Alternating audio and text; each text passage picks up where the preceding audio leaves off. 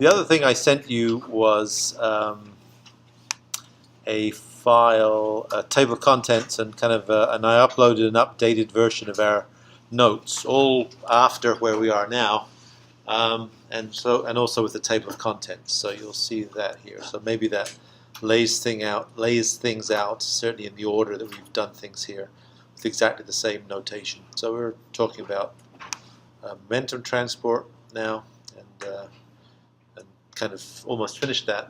And now we're going to talk about synthesizing these and linking them together, which is the beginning of what I wanted to do today. So that's kind of where we are.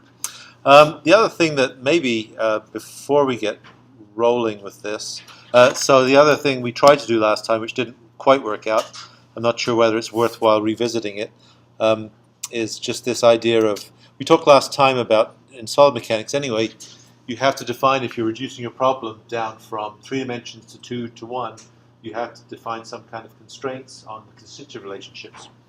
And we did it for 2 dimensions in terms of plane strain and plane stress, and then showed those results made sense in terms of our COMSOL results. I didn't do correctly, it's pointed out afterwards what the problem was last time. And so I just very quickly go through that before we get rolling to make the point of what we were trying to deal with in terms of the complete lateral restraint problem.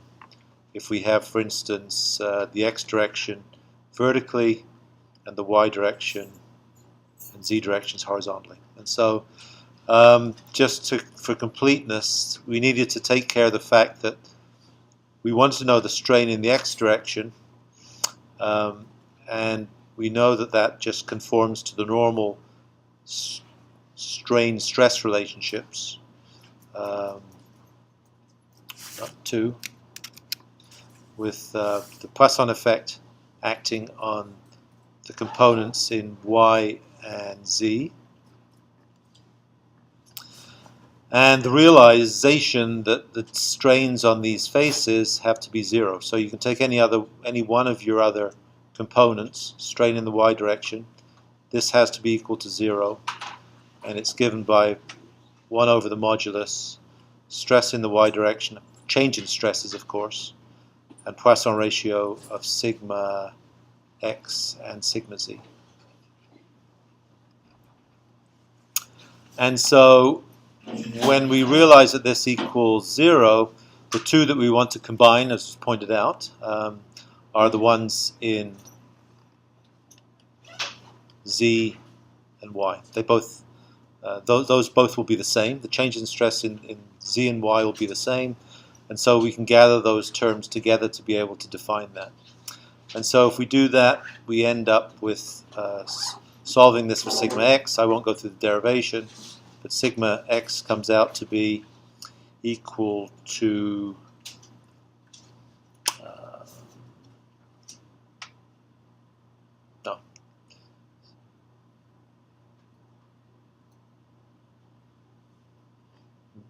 sorry, 1 minus nu over nu times sigma y, or sigma y is equal to Poisson ratio over 1 minus Poisson ratio. And so if you take this sigma y and you take it back up here for the fact that both of these two together must be the same, so sigma y is equal to sigma z.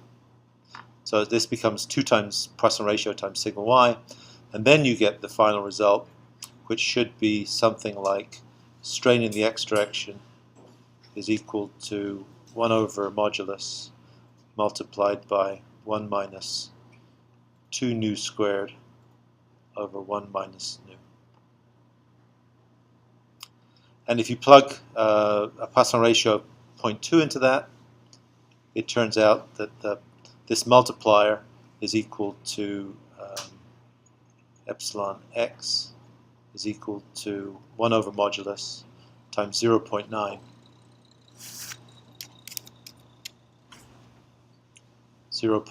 times the strain in the x direction.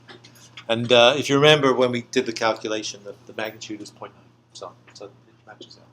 And so just to remind ourselves, the only thing that's different between Navier-Stokes for fluids and solid mechanics is the state of the constituent relationship. In one case, it's Newton's law of viscosity. In the second case, it's Hooke's law. And if we're reducing the dimensionality of our problems from 3 dimensions to 2 dimensions to 1 dimension, then we have to choose some constraints on exactly how we do that. And the constraints are either zero displacements, changes in displacements on boundaries, which translates to zero strains, or zero changes in stresses. And so we'll leave that. So now we're in the enviable position that we have enough under our belts to be able to understand solid mechanics problems. Navier-Stokes we're not really going to go back to, but we could use, I suppose. And we also understand something about porous media flow and mass transport and heat transport, which are both diffusion and vection equations. And so what we will concentrate on now is trying to link those things together. I said last time we might look at pore mechanics, but let's do deal with a slightly different problem first, and that is one of dual porosity or dual permeability behaviors. Pretty quite broadly used conceptualization of fractured reservoirs. And so the first thing in terms of us talking about link mechanisms is to talk about dual porosity, dual permeability systems. And so if you imagine, so our interest is, if you like, to be able to perhaps look at a system that has a porous medium, but in that porous medium, a whole series of fractures which might transect it in some way.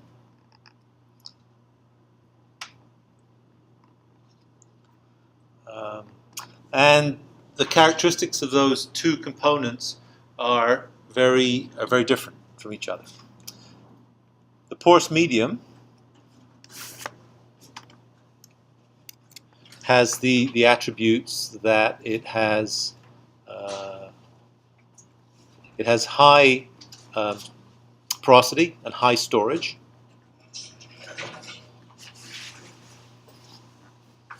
Which is really a consequence of the porosity, and but typically low permeability,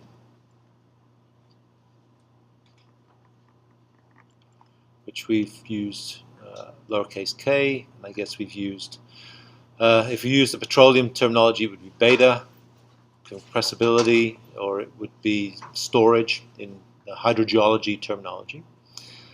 And the fractures are the converse of that. Fractures are high permeability. They're the conduits that provide rapid connection. So permeability is high, and storage, because they have relatively small volume, storage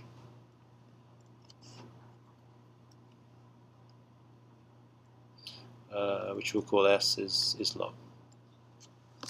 And so they behave fundamentally on different time scales. And so if you provide a pressure pulse to them, the ones with low storage and high permeability will reach equilibrium very quickly.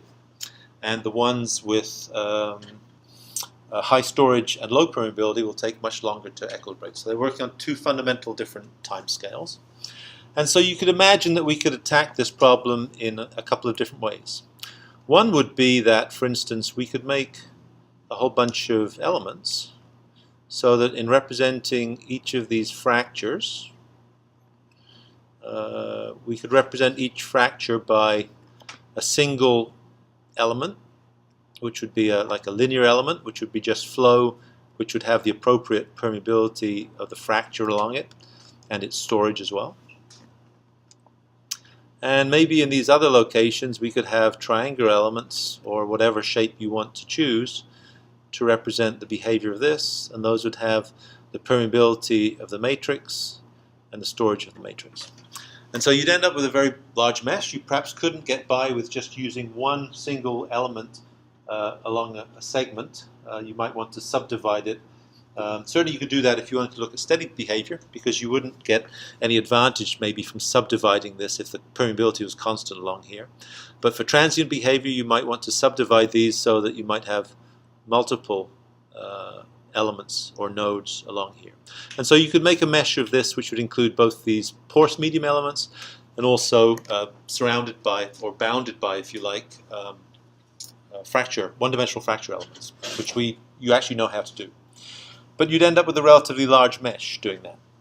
And so there's another approach to do that, and it's the idea that you can use dual overlapping continua, I guess is the fancy word for it. So let me write that out.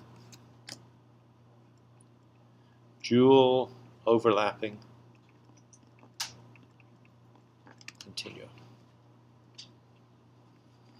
And so the idea is that you can do this. You can split this into two parts. You can think about the part which is the porous block,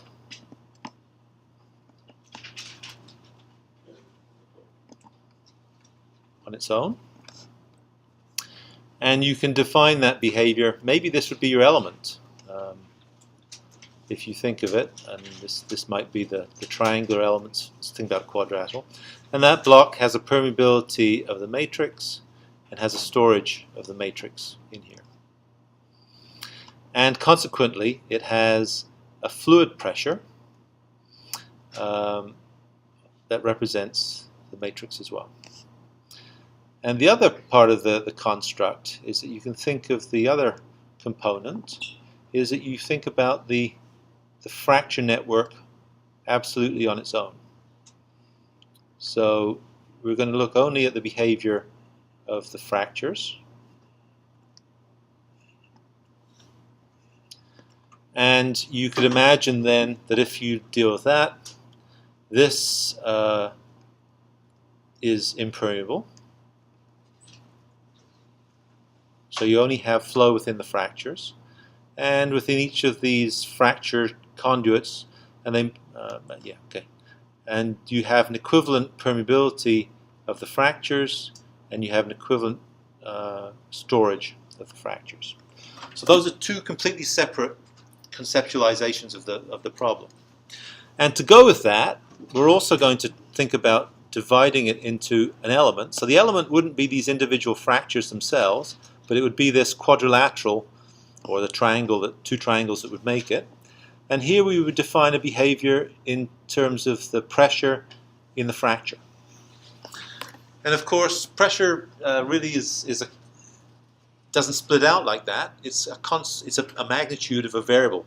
It's a water pressure, and the water happens to be either in the fractures or the porous medium, but it's still just a single pressure that we deal with. But our conceptualization of this is to be able to split these out in this appropriate way.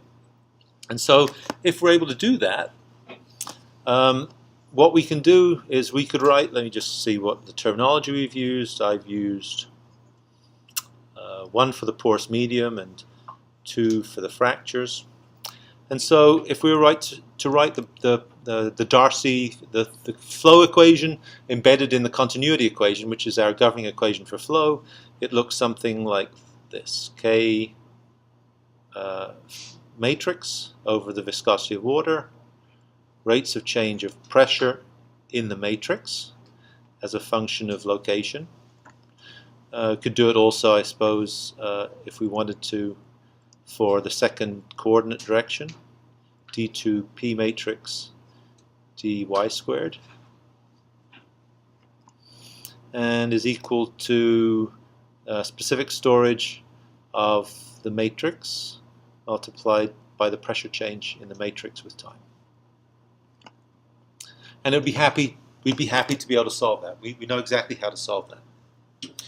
We also would know how to do this. So you should also realize that you can define some kind of equivalent permeability that represents this fracture network.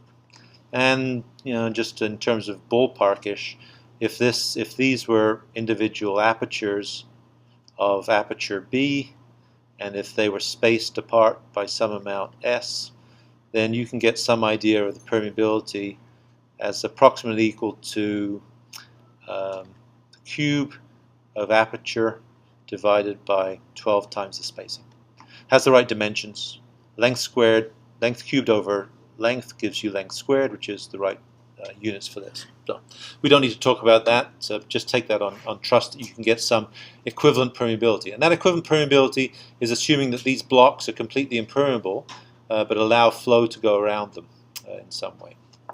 And so you could also write an equivalent flow equation for this system, now written in terms of the fractures and in terms of this construct of the pressures in the fractures, both in the two directions. Pressures in the fractures in the y direction, and also the magnitudes of specific storage in the fractures times rate of change of pressure in the fractures with time. And so the idea is these are completely separate systems from each other. They don't talk at all.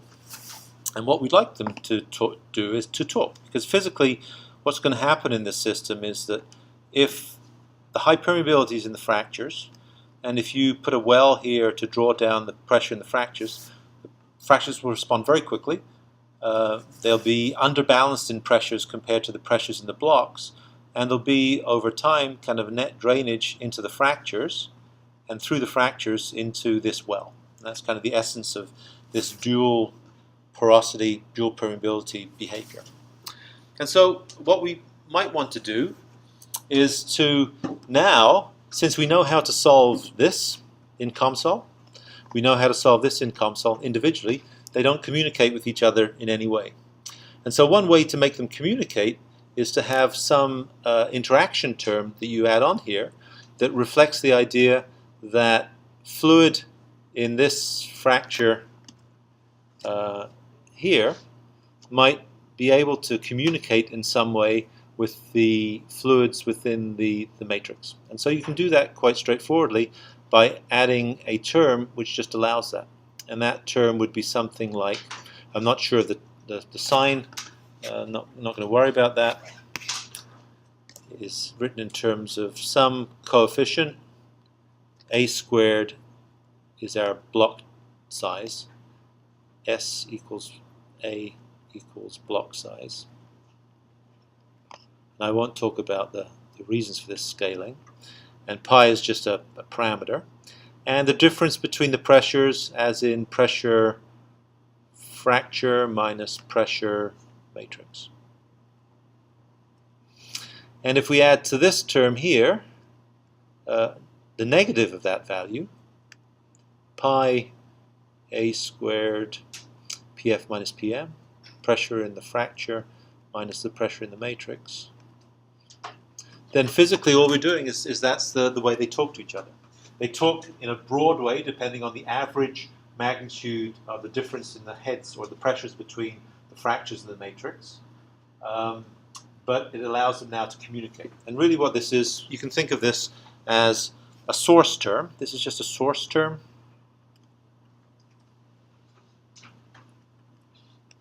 I guess we could look at the units for what are the units of this. So if the I don't know, this is the easiest ones for me to deal with are pressure and permeability and viscosity and length squared. So the units of this have to be something like pressure. Well, let's realize that pressure is in pascals. Let's also realize that viscosity is in Pascal seconds, so we can kill those straight away. Permeability is in length squared, and x squared is in length squared. So the units of this are in 1 over seconds, 1 over time. And so physically what the units of that equation is it's a change in volume per unit volume of the aquifer per unit time. So each of these terms you can think of as a source per unit volume. So the units of a source per unit volume would be, say, source per unit volume would be what? It's going to be meters cubed per second, a volumetric source, divided by meters cubed, which is equal to 1 over seconds. So the terms in this whole governing equation are units of volume rate per unit volume. And so you can think of them as source and sinks. So all that adding this term is adding the ability to be able to exchange an amount of fluid from one of the domains to the other. And so that's the way that dual permeability models work. So if you were to think about drawing then a combined, if I try and move down and do it, I'll do it right here. So again, conceptually, if you think about drawing this system, let's not worry about the horizontal fractures. But if you think about drawing a section across this system and looking at the fluid pressures,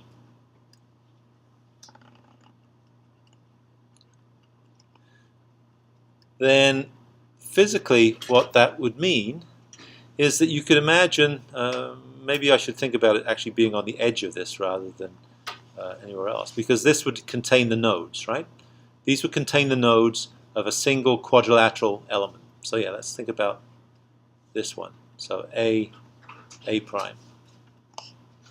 And so what does that mean? It means that if we had a pressure within the fractures at one point, we would map that pressure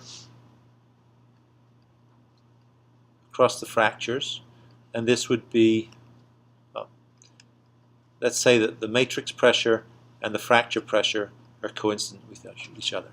So in other words, we're just mapping the pressures across the fracture, across the whole block. So now what happens if we would take we need kind of another fracture in there to do this. If we take this and we pump fluid out of, imagine pumping fluid out of one of the fractures. Well, all of a sudden, what would happen would be that the pressure in the fracture, if we pulled it down to some magnitude, would now look a bit differently. And if we drew the profile of pressure across here, it might look something like this in reality. So this is in terms of what the pressures would look like. But what we're going to say is that these particular pressures at these low points here represent pressures in the fractures, and those would be mapped by some shape function, same shape function actually, but we'd end up with nodal pressures representing pressures in the fractures that would be represented by this shape function, and really it would only apply to the places where we were actually in the fractures, because that's where the pressure in the fractures act. Conversely, where we're outside the fractures in the porous medium, then the pressures that we'd have here would be everywhere they'd actually act in the porous medium, and they'd be the pressure in the matrix. And so the idea is that you have both, in this element, you have both fluid pressures in the matrix and fractures defined everywhere. The ones in the fractures are only relevant where they are in the fractures. The ones in the matrix are only relevant where they're in the matrix. But this idea is well, it's basically this idea that you have dual overlapping continua. You have these two pressures. Pressure is a pressure. It's a water pressure. It's not a fracture water pressure. It's not a matrix water pressure. But you have these concepts to be able to do that. So that's the physical description of what we start with. Whoops, pardon me. What we start with, how we split it into two parts, and how we conceptualize it in terms of fluid pressures acting in these different components. The other part that's intrinsic in this as well is that if we wanted to look at it, what we also need to think about it is that when we look at, for instance, these matrix blocks here, these should be of zero permeability. So K matrix would be equal to 0, because this is just a fracture network, which we're calculating the equivalent fracture network permeability, which is this magnitude here. So the other kind of complicating feature of that, I suppose, is that when we look at permeability of the matrix, then I suppose we should also think about having fractures in here, which are also filled up so that there's no permeability in those as well. And so if we think about that in reality these fractures should have zero permeability. And so the net effect of that then is if these are zero permeability. In this case, when these fractures fully transect it, the permeability of the matrix, the bulk permeability of the matrix would be 0 as well, right? Because you've got to go across a fracture from this matrix into this matrix block is impermeable across there, so it can't get across there. So the other thing that you have to put in your minds is the fact that the permeabilities that we're talking about here are structural permeabilities, if you like. The structural permeability of the system that has these impermeable fractures going across it. Of course, if the fractures were not continuous in the block, like this and this, you could imagine that this would actually have finite permeability and something going across there. But that's the need is for, in each of these cases, that these permeabilities and these storage coefficients that we're talking about are kind of bulk material properties. So that's dual permeability models. So this is basically the idea. And so we can take this, I'm just writing it out in exactly the same way. Here I guess we're switched to using heads and hydraulic conductivities and storages, storage coefficients. So I guess I kind of erred in doing this. I suppose this should really be the compressibilities terms rather than storage, but let's not worry about that. Let's not worry about rigor. And you see that the essential components are that you have this exchange term, and the only important feature is to realize that these are the negative of each other, which is satisfying continuity. Anything that goes out of one system has to end up in the other system inside this individual element. Those are differential equations that satisfy the requirements we have. Actually, I will make the other point. So these are dual permeability models where we define the magnitudes of the permeabilities and the storage in each of these terms. We mentioned this other term, which is dual porosity models.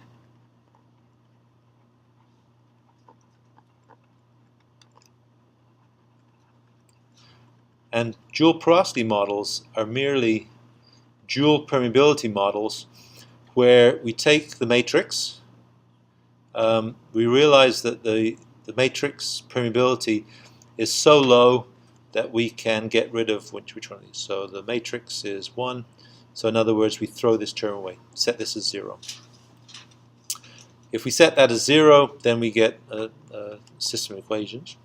We realize that in the fractures the storage of the fractures is small as well, and so if we want we can also throw away this term as equal to 0. And if we do that, we lose all these coefficients here, we lose this coefficient here, and we end up with a simple, much simpler equation, because now we can actually just solve, for instance, for the behavior in the fracture permeability and incorporate this storage in some straightforward way just in this term here that represents this behavior. And so dual porosity models just throw away the permeability, if you like, of the host material. Whoops, didn't need to do that. And rely on the fact that all of the flow that's supplied is just prescribed by the drop in head or pressure between the matrix blocks and the fractures, which fills the fractures. So it's a simpler form rather than dual permeability models. So next step. Yeah, go ahead, Jack. Those exchange parameters, the equation we derived this equation, but how we added that term? So how we know that this is the term that would be coupling these two equations? Well, we know that we want to do something that allows them to talk to each other, and so the way to solve that would be to solve just the differential. I mean, the differential equation to solve would be for always. Yeah, okay, good question. So basically, we're saying that we have a system where we have a single block that would look like this, which on edge has a fracture of some size s. And so the boundary condition that we're going to want to apply to that would be behavior for flow from the center of a block which has a pressure applied in it to the outside. So if I can draw that a non-perspective view, so it would be that if you have a fluid pressure in here, which is going to be H1, and a fluid pressure everywhere else on the outside of this, which is H2. So you can think of it maybe as flow to a sphere. So you can solve for a spherically symmetric flow from a sphere with a head in the center to a uniform head on the outside. Not very different from, say, flow to a well. It's a finite radius well, or a well, a well with an infinitesimally small hole in it and the exterior boundary condition. So if you can solve that steady state problem, that gives you the geometric scaling to say something about what the rates would be. That's all. And so if you look, I didn't mention the names, but the sources for these kinds of models are Warren and Root. Does anyone know the year? 1950, is it 62, something like that? I'm not sure. And the other one is Barenblatt. Barenblatt, Jetlov, and Koshina, and one other. And it's about the same time, 1960s. And so they were made in the midst of the Cold War, where no one was talking to each other. They're made completely independently, one in the US and one in Russia. Barenblatt's still alive, very eminent engineering physicist, I'd say, or physicist, yeah, engineering physicist. So we have two equations. We know how to deal with these equations. We have an exchange term, which is positive and negative on one side. And the next step is taking these differential equations to the finite element statements. We can do exactly what we did before. We know that this is our second order term, right? Which we had called K Roman 2, which is integral A transpose dA dV. We know exactly how to get that. And so that's what this term is here. We know that this is zeroth order, so we know that this will be, I guess we called it K0, didn't we, in some of our things, even though it's not. And this is going to be equal to integral of just the shape functions multiplied by some term, which I guess would be the storage coefficient in this case. And this would, the K value here, K2 would be in this D term. And so we know how to get those. And actually, this is zeroth order. This is second order. There's no first order term. This is first order in time, but zeroth order in space.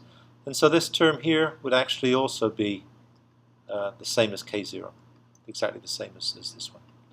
So these would be exactly the same as each other.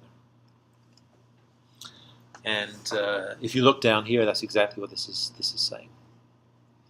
So it would be B transpose B, I guess they're matrix relationships, but it's multiplied through by some constant. And so the next step then is to figure out exactly what these look like. So this, in representing one of these, let's take the top equations. We're not going to assume that these are 0, etc. So the top equation, this is the first term. It's second order, but this we're calling it 1 because it's the matrix, does it say? Yeah, porous medium term. It operates on a head. That head we define at any particular time step we want, or time level, ahead of us or behind us, forward difference or backward difference. The storage term, remember, even though it equals this, when you do the Galerkin stuff, it pulls it off to the other side, so that's why it's on this side. So it's the storage term plus the gradient in time of head, dH dt. So just writing this as dH dt, written at any particular time we like. And of course the operator on these heads is just going to be exactly the same. It's going to be the difference in heads at the porous medium and the fracture at a particular time level multiplied by this, where these two equations are basic, or these two matrix relationships are very similar to each other, right? They're just the B trans. It's just these are the same equations, but they're just pre-multiplied by different things. This one's pre-multiplied by pi a squared. This one's pre-multiplied by storage, and it's equivalent to the magnitude of this. This term here on the right-hand side, these are both positive, so you can imagine that when you do the Galerkin manipulation, they both must move over to the other side, so that's why this term here remains positive, linking these. And when you do it on this side, this term here started off as negative, and so on. So it's just a kind of this heuristic or proof by induction that we've done before. So you end up with a system of equations that allows you to solve them. We know how to get these two essential matrices, the conductance matrix in this case and the storage matrix in this case. That's the only two we need. If we want to solve them in time, we need to choose how to do that. And we talked about how to do that as a function of head versus time. And you might remember this kind of figure. This is t, this is t plus delta t. This is the head in the fracture or in the matrix at time t. This is the head at time t plus delta t. And depending on whether we write our equation here or here, this term here, we get a different set of equations. So I think in this case we're going to choose implicit. So that presumes that we write our equations at time t plus delta t. So this we do at t plus delta t for this point here. And what are we going to do? I guess we're going to substitute this value here into here for each of these. Oh, that's for 2, I guess, but this is for 1, and likewise. And then we end up with a matrix equation that is the one at the bottom of the page. So we've now taken this time derivative term, and that is this. We're treating this kind of a steady state behavior that it's just steady state transfer. So in other words, you set up a pressure in the core and a pressure on the outside of the block, and the flow rate to the edge of the block is controlled just by that steady state gradient. No assumption of storage. And so we take the heads at times t plus delta t in there. And so the only thing that we have to take out to the right hand side, I guess, would be this, right? We have to take this over here. And I suppose this we have to take over here, just as we did before. And then we're left with a couple of things. We're left with a term that relates to conductance. We're left with a term that relates to storage, which is just as we had in the other case for the flow equations. But now we have an extra term that represents this exchange. And so if we rearrange these in a matrix equation that includes these heads in the porous medium and heads in the fractured medium, so these would be actual nodal values of heads in each of these two components, then we can start gathering terms up here into the appropriate location. And so the terms that operate in the first equation on the porous media heads are this one, and this one, and this one. So we expect that it's going to include this term, and this term. And so these are the components that go into this diagonal. So the permeability term, the storage term, and the interchange term, and that goes on this diagonal. And likewise, the only things that are left over that deal with the second head are going to be this magnitude here. And so the ones on the off diagonal are going to be this, and they're going to look like this. If you do the same on the second equation, the ones that operate on the leading diagonal are the ones that represent the fracture heads, and that's going to be this term, and this term, and, well, this term through here, and it's going to look exactly the same. And so this component here is going to be this component here is this, and the off-diagonal terms are just this component. And we know exactly what these expressions are. We know that this is a conductance matrix, where this happens to be what? Contain the permeability of the matrix, which we'd call K1, hydraulic conductivity of the matrix. This is going to be the storage in the matrix, and this is going to be this matrix fracture interaction term in just the volume. That's it. And so it's a way of being able to solve these problems relatively straightforwardly. So if we wanted to, we could implement that pretty straightforwardly in EG-FEM. We won't do that. What we'll do instead is try using COMSOL and go back to solve the problem, but use it in slightly different way. Obviously in COMSOL, we don't have to be able to write this whole thing out in the matrix equation, but we can use the differential equations directly. So we'll go back to this and see if we can figure out how to do it in COMSOL. It's pretty straightforward, actually, as you can imagine. So let's see if we can get things going. So what do I want to do? I want to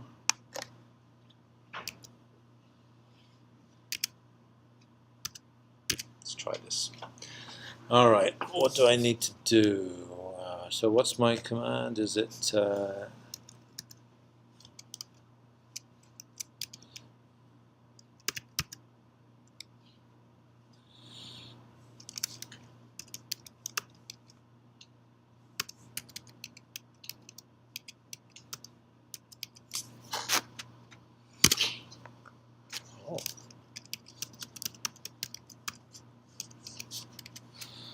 Okay, let's see if it's going to work for us today. Just have to jump nodes if not. So it's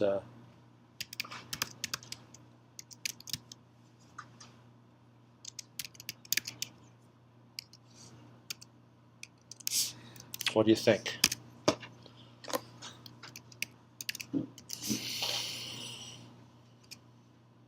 Oh, that looks good. That looks good. Yeah, it's thinking. It's going to do something. Takes a while to think. Pulling out X quartz, or quartz X. Oh. All right. Should we try doing it from first principles, or should I use an existing model? Certainly, I have. Yeah, you can see here. FL was when this used to be called FemLab. It's the extension, and then it's called COMSOL, and they changed the extension to, I guess, what's that? Multiphysics. I guess MPH must be multiphysics. Yeah, let's do that. So let's do that. Make life a little easier, just to show the principal features. So that's our system. It is a block that's 1 by 1. It is a block which has certain multiphysics attached to it. And so the idea here is that we have two overlapping solution schemes. I guess if we go back, yeah, you'll see. So it has heat transfer by conduction, heat transfer by conduction. Of course, if you look at this equation is the basically the heat transfer equation, right? Remember, the heat transfer equation would look something like thermal conductivity, second order temperature as a function of space is equal to density, specific heat capacity, and change in temperature with time. And so this is this, and this is this, plus a source term. And this source term will be this. And so that's where we are with this. So we have two equations. It's in 2 dimensions. And so when we go into this, we'll see that when we look at the physics of this, I think, well, let's do it. Yeah, let's do it for the first one first. So we can choose which physics we want. We go into the subdomain, and we're in our block. You'll see that this is the expression that we're dealing with. It looks just like the one I wrote. Rate of change of temperature with time, specific heat capacity, density, and some multiplier. This is the second order term that acts on thermal conductivity, which in our case is hydraulic conductivity. We're going to replace, it doesn't care what the units are. All of these should work just fine. You just have to use appropriate units. So we're going to use head for T, and I suppose H1 in our case was porous media head, right? So this is going to be our porous media flow equation. You'll notice also that actually conveniently you have this term which is a transfer term. We won't use that because I think this sets the temperature at some external ambient temperature, and it would bleed off to that ambient temperature. We don't want it to be set at an ambient temperature. We want it to interact between the other continuum. And so if you look at this, so we have one, so if we're going to choose magnitudes, so We're going to choose a value for specific storage, row C, which is going to be 1. So let's see what specific storage is equal to row C, which is equal to 1 times 1 in this particular case for coarse medium. In other words, number 1. What is the equivalent of hydraulic conductivity? It's 1 times 10 to the minus 4.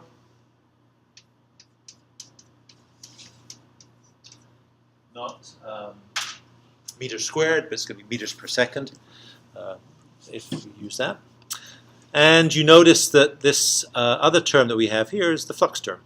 And the flux term we're just defining as a difference between some coefficient multiplied by the 2 temperature variables in each of the models. The model we're in right now is T, as you see here, as we'll look later. And the model that is the fractures is going to be defined as T2, just by COMSOL defines it that way. So that's what it has. We're going to define that the initial pressures or heads are equal to 1. The elements that we use are using, well, Gaussian order of integration of 4 to evaluate them. They're quadratic elements, not linear elements, and so we can choose whatever we wish there. And that's probably about it. I don't think we changed anything, so we're okay, right?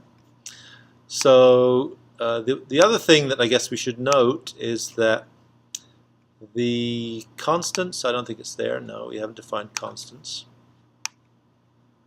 Maybe expressions. Yeah, okay.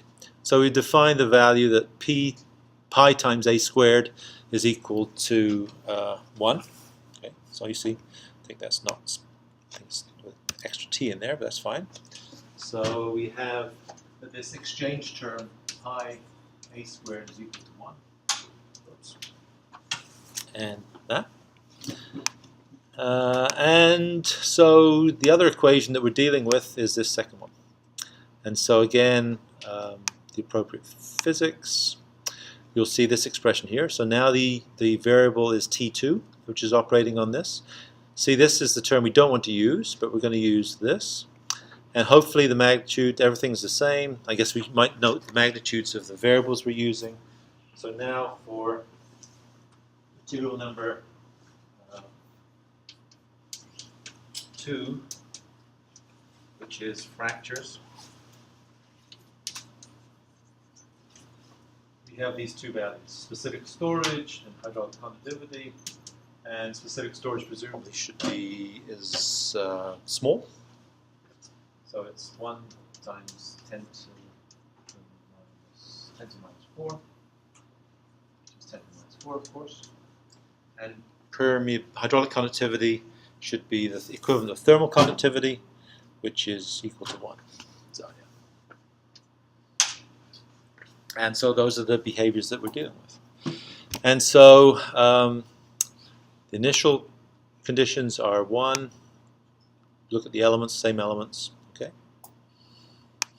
I can't remember what the boundary conditions are for each of these, so let's have a look at what would boundary conditions be that we might want to.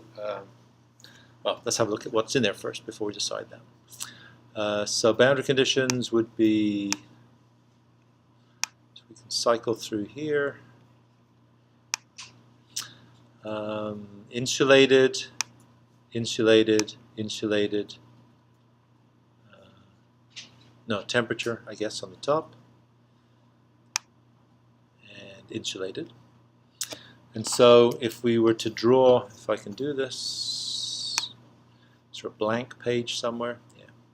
So if we can draw this body, this is basically what we have. We have it start off with the value, what was that? Head, I can't remember which head it was. It was equal to 1 originally.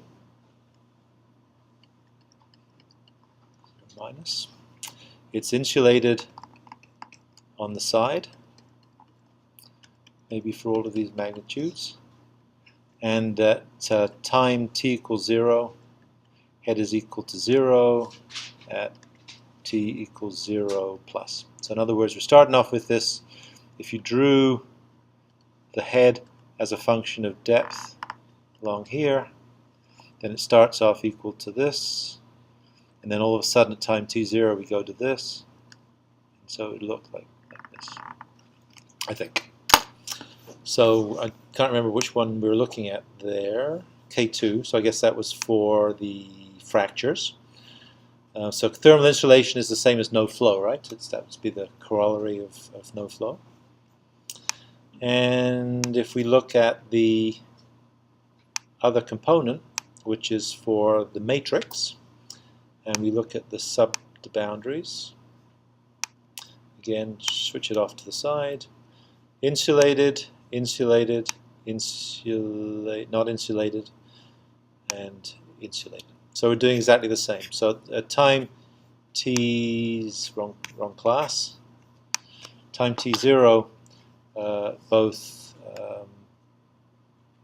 H1 and H2 are set to 0, and H1 and H2 initially start at 1.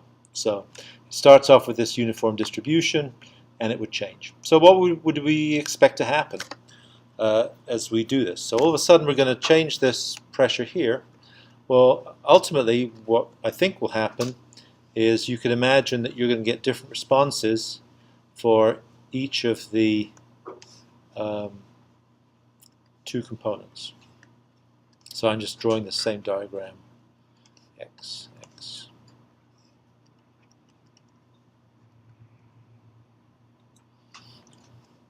And so for the porous medium and the fracture, I think it's going to start, it looks like this to start with.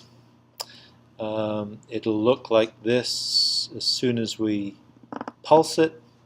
Then it will look like this. Then it will look like this. So this is T equals 0 minus. This is T equals 0 plus. So immediately we turn on this condition, and then this will be the behavior at t equals infinity, which won't be very long. And so maybe we said this before, that they react on very different time scales. So the fractures respond very quickly because they have a very high permeability, hydraulic conductivity, very low storage, don't have to take much fluid, and it can move very quickly. That's basically the idea.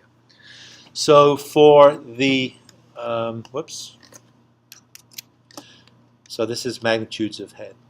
So what's going to happen to the porous medium? Well, the porous medium is going to be a little similar, right? Actually, what we could do, let's do this. You could leave this boundary open for the porous medium for it to respond to.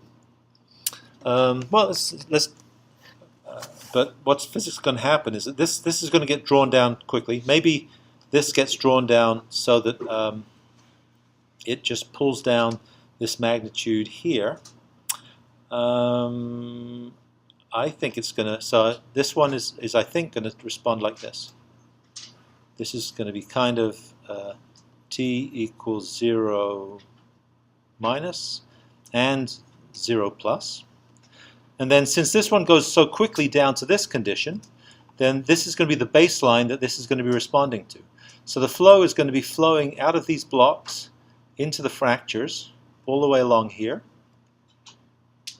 And because the fractures are basically at 0 head, then this one should just drop down like this over time.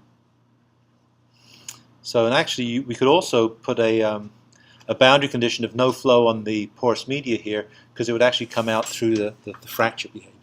So this would be at time equals infinity, would be this one here. So let's see if it physically does that. So that's kind of the idea. So you have these two intrinsic length scale, the time scales. Fractures respond very quickly because of this. Porous media responds very slowly because it's got a lot of volume to move, and it can only move it very slowly because the permeability is low. And that's the way it should respond. So let's see if it does that. Let's hope we can plot these things up. This is 1, right? So that's the porous medium. Actually, if we wanted to, quite easily we could put this equal to thermal insulation. Let's not bother with that. Actually, let's do that. It might make it simpler. So we could also thermally insulate it. All right. Let's do something else. Let's decouple them. So we've said what we think might happen to them. Let's decouple them. The easiest way to decouple them is by doing this. Remind me to reset this, but let's do this. Let's run it. Don't know how long it goes for. What were our conditions? Didn't mean to run. Didn't want to run again. I wanted to look at. So we're running it from time 0 to time 1 in time steps of 0.1. That's all that syntax means. And so we're running it out to a time of 1. So the results we get for that are this. So we've got an interesting range here. Oh yeah, so this is the magnitudes of the surface temperature. Does it say which one of them it is? No, not really. Okay. So we're plotting. So this is the porous media behavior. The temperatures, which are indicative of the heads, are 0. Should they be 0? Seems surprising to me that they might be, actually. So let's try and figure out exactly what we're plotting. So we're plotting a surface. Oh, that's in the fractures. Okay. So if we do temperature, I think I could probably just write that in as that. Yeah. Okay. So I don't know why it does that, but but if you interpret that, it's telling us that there's no pressure change, no head change in the porous matrix at all, right? It starts off at 1. After 10 time steps, it's 1. I really don't know why it's not wanting to show us anything, but it seems to be quite shy for some reason.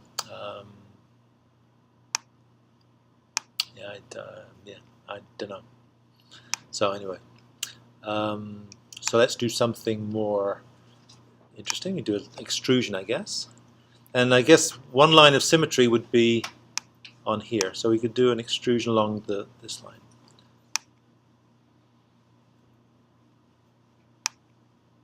Okay. And so it's telling us that as we go along the length of the arc runs from 0 to 1 at the top end. This is where the boundary conditions are getting applied. And because we've thermally insulated it, the pressure starts off, head starts off at 1, doesn't change. If we do it for the other one, what do you think it's going to look like? I imagine it should start off at 1, it should be drawn down towards the right-hand side to 0 immediately, and then it should kind of follow that. Okay, so this is the behavior at some time. I'm not sure what time. Does it say?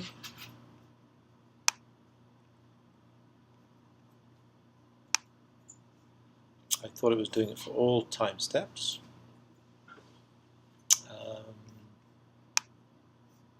So it surprises me that we only have one curve. Why should that be? I guess because it's responding so slowly, right? We're not going long enough in time. So let's do this. Let's not solve it. Let's do this. Let's make this 100. It should respond, right? Because it's still open on that boundary. So I'll apply that. Let's see if when we run it now,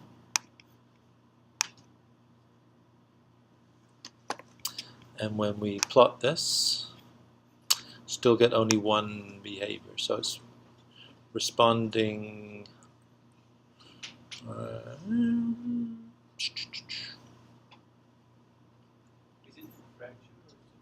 This is a good question. I think it is the fracture, right? T2 is the fracture. and it has a relatively high permeability and very low storage. So I'm surprised that it is responding so slowly.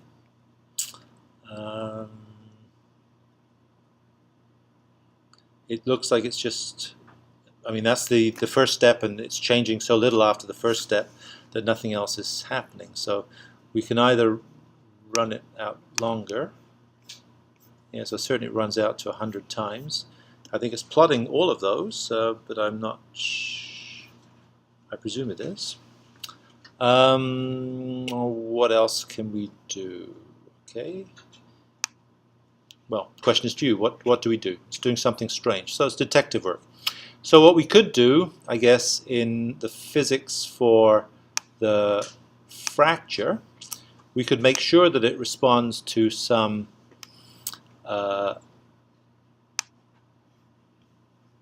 control by doing something like, for instance, making the storage 0.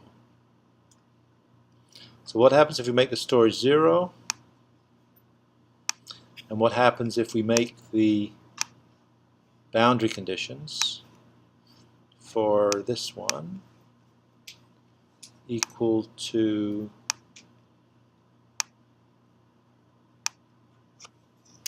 so what do we expect to get for that?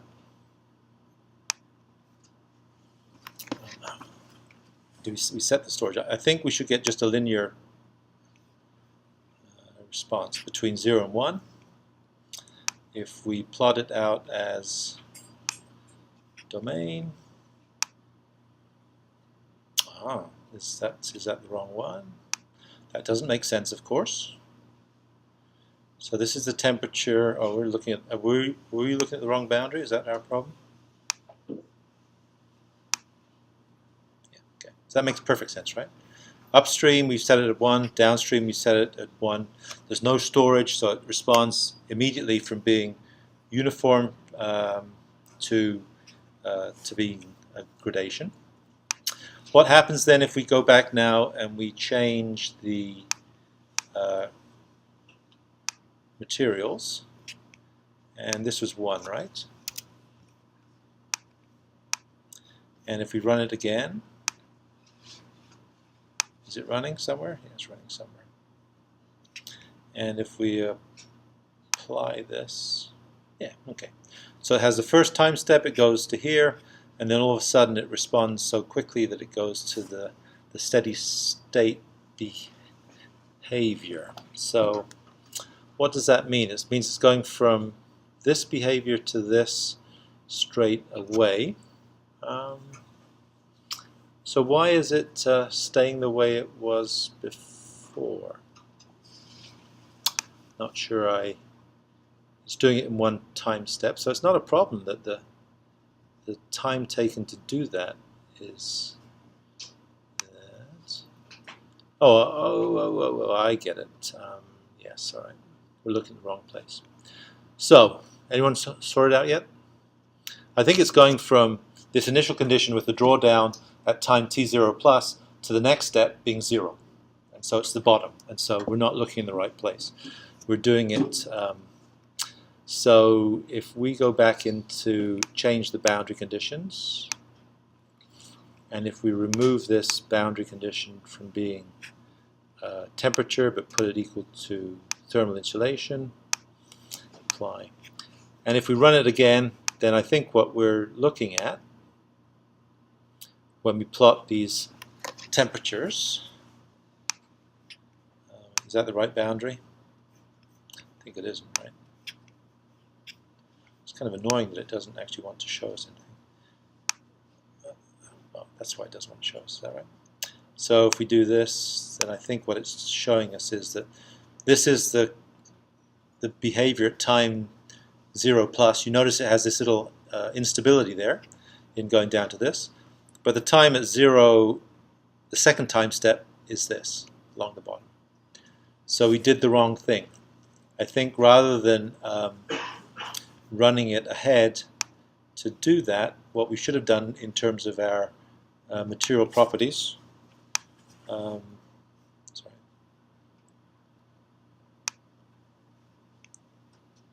Not cancel. We should have done something like not change this to 100, but maybe changed it to 0.0.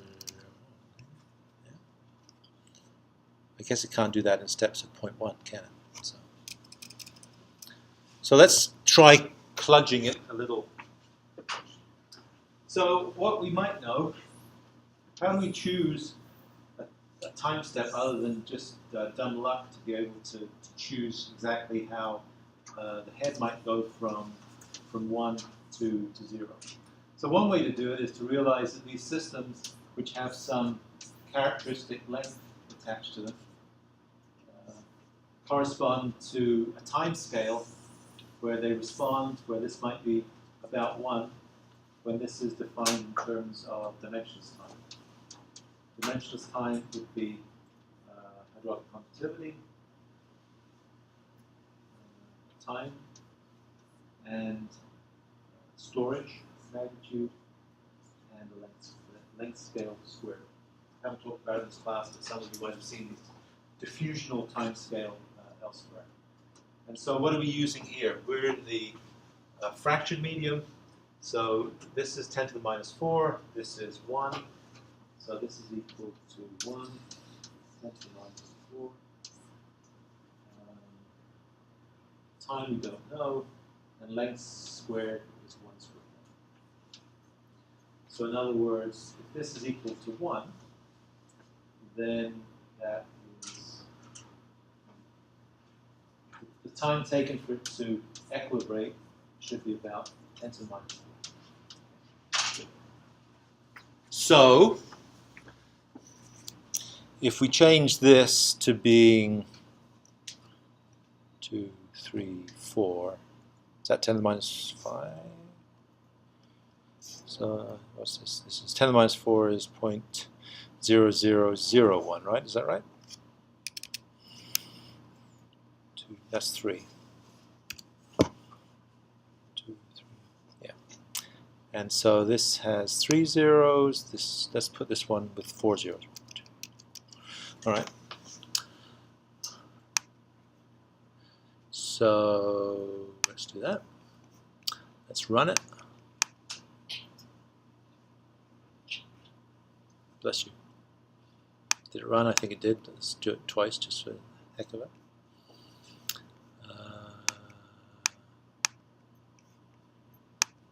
Oh! I am the new God. Isn't that great? Yeah.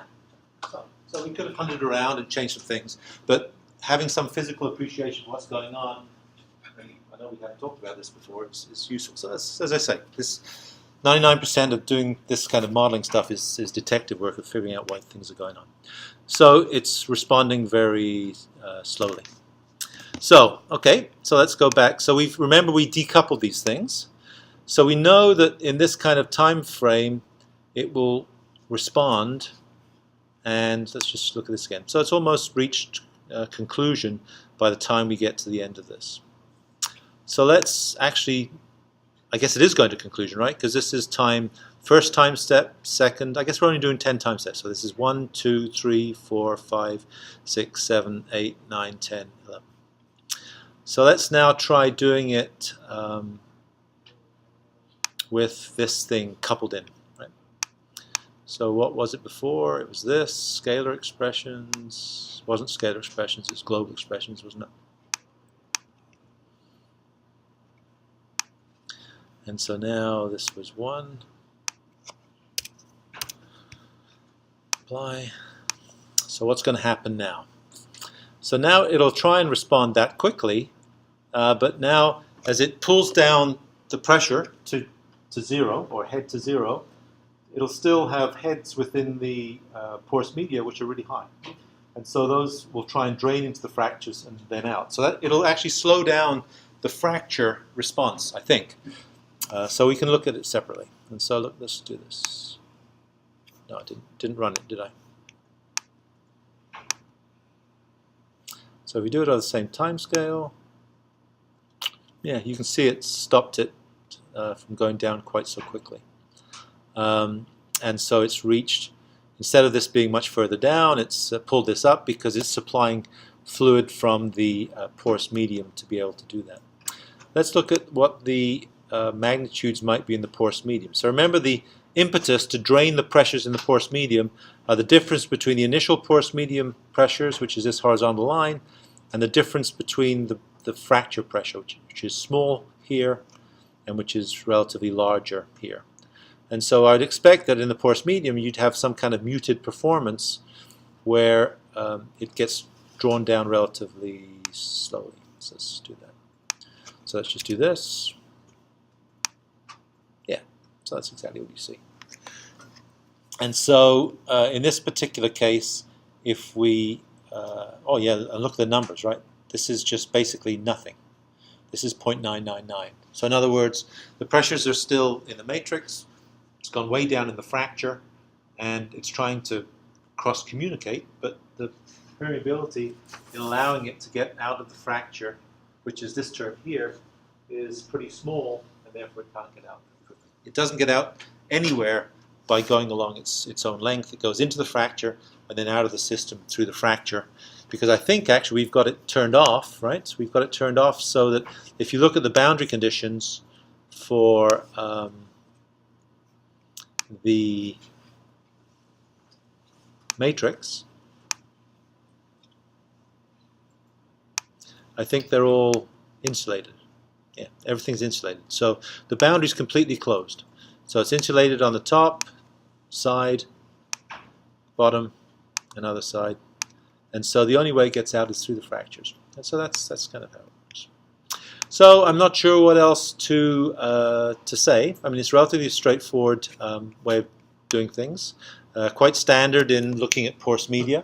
The main portion of fractured media, the main attribute is that you don't have to have a mesh which now individually discretizes every fracture and every matrix block around that fracture to be able to represent behavior. It does it by this kind of averaging method, where the physical meaning, if you like, of what's going on is basically this idea that you use the mapping functions to map pressures in the fractures and the mapping functions to map pressures in the matrix.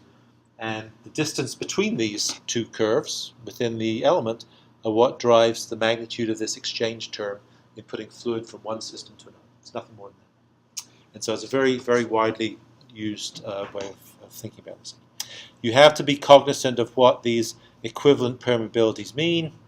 If you're dealing with dual permeability systems, if you're dealing with dual porosity systems, then you basically throw away the permeability of the matrix, assume it's zero, and that the only exchange term is exchange from the matrix block into the fracture, and then out of the system in the fracture. In dual permeability models, you get exchange by flow out of the matrix into the fracture and out, but you also get flow between this block and its neighbor, because there's some permeability between them. And so that's the slight nuance of the difference between them. Yeah, comment. Because you draw figures that if you have some continuous fractures, so the exchange part would be, exchange term would be different if you have something like. If the fractures are continuous across the, if the fractures are continuous across the block, as in this case on the left, then the matrix permeability would be zero, but the exchange coefficient would be the same as it is in any other case. Because fluid can't get across in the porous medium from this side to this side by going through from block to block to block to block. It can only go from block to fracture.